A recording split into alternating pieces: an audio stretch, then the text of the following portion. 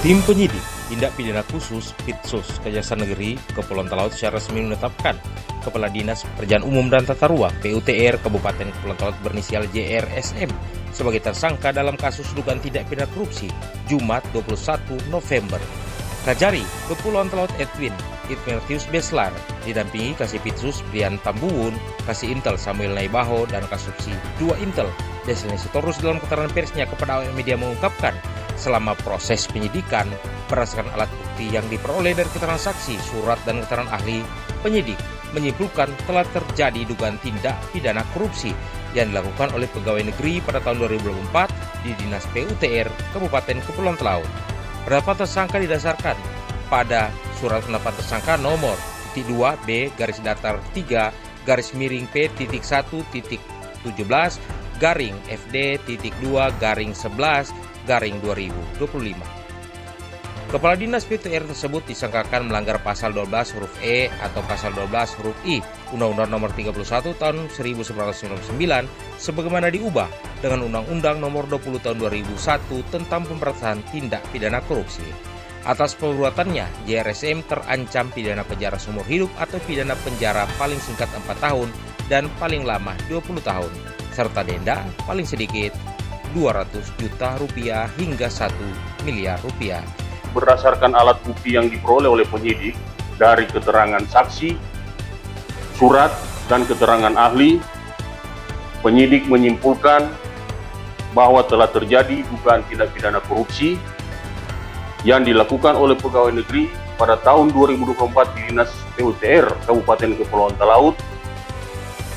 Berdasarkan alat bukti yang diperoleh, penyidik tindak pidana khusus pada Kejaksaan Negeri Kepulauan Talaut menetapkan saudara JRSM yang saat ini menjabat selaku Kepala Dinas PUTR Kabupaten Kepulauan Talaut yang juga sebagai PPKOM pada kegiatan pengawasan pengelolaan sumber daya air jaringan irigasi di Tarun sebagai tersangka. Berdasarkan surat penetapan tersangka nomor B1738 tanggal 21 November 2025. Adapun kasus posisi singkat bahwa pada tahun 2024 Dinas PUTR Kabupaten Kepulauan Talaut mengelola kegiatan yang berasal dari dana DAP, diantaranya kegiatan pemeliharaan rutin jalan dan jembatan Desa Karatung, kemudian kegiatan pemeliharaan rutin jalan jembatan Salibabu Balang, kemudian kegiatan pemeliharaan rutin jalan jembatan Lingkar Karatung, kemudian pemeliharaan rutin jalan jembatan Mangaran Damau, kemudian kegiatan pengawasan pengelolaan sumber daya air jaringan irigasi di Tarun dengan nilai kontrak Rp49.750.000 yang dikerjakan oleh CV EA selaku penyedia. Jadi dugaan tindak pidana korupsi ini berawal dari adanya pertemuan di salah satu ruko yang merupakan kantor PT Blesindo Group di daerah Ring Road pada sekira Februari tahun 2024. Di sana ada saksi DT yang merupakan direktur PT Blesindo Group. Kemudian ada Gerel, saudara G, direktur CV Eljire, dan kemudian ada tersangka juga di sana. Dalam pertemuan tersebut, tersangka menanyakan profil terkait dengan CV Eljire karena tersangka bermaksud akan menggunakan CV Eljire ini dalam kegiatan pengawasan di Tarun. Kemudian dari pertemuan tersebut dilanjutkan atas inisiatif dari tersangka menghubungi saudara G. Kemudian terjadi pertemuan di salah satu rumah kopi di kawasan sekitar Ring Road. Dari sana terjadi kesepakatan apabila tersangka akan menggunakan perusahaan dari saudara G akan menerima fee sebesar 7% dari nilai kontrak.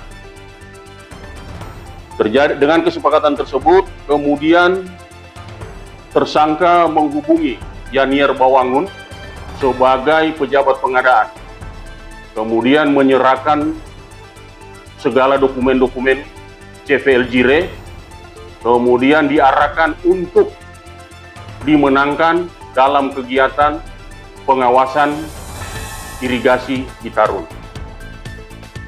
Waktu berjalan, setelah ada pemenangan, kemudian pada sekira bulan Desember, saudara ulangi, sekitar bulan Desember tanggal 24 tahun 2024, tersangka menghubungi saudara G selaku Direktur CV Elgire untuk mengecek dan meminta kepastian apakah dana terkait dengan jasa konsultasi pengawasan irigasi Citarum sudah masuk ke rekening CV Elgire. Itu didukung dengan komunikasi chat dan sudah disita oleh penyidik. Kemudian pada tanggal tersebut sudah dicek oleh saudara G dan selanjutnya pada hari itu ditransfer uang sebesar 20 juta. Kemudian pada tanggal 27 Desember ditransfer lagi sebesar 20 juta.